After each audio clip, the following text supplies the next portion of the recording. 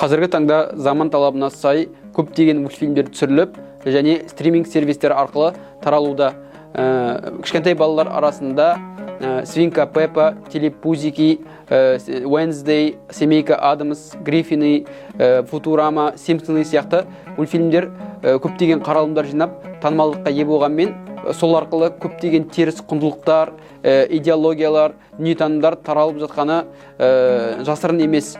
8-12 жас аралығындағы балалар өздерінің көретін контенттерін сүзгіден өткізбей бейсаналы түрде қабылдайды. Аталған мультфильмдерде насихатталып жатқан нәрселер арақ шарап ішу, отбасындағы ата-ананың бұрмаланған моделі, суицидке шақыру, өлім культі, гендерлік девиациялар. Бұл баланың, өскелең ұрпақтың тұлғалық қалыптасуында психикасына үлкен зиян береді.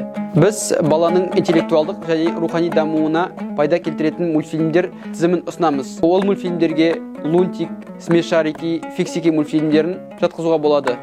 Сіз айтуыңыз мүмкін, бала менікі, нені көрсетсем де өзім білем деп. Бірақ сіздің балаңыздың қоғамның болашақ мүшесі, азаматшасы болатынын да естен шығармай, олардың тәлім тәрбиесіне жауапты екендерімізді де ұмытпауымыз қажет.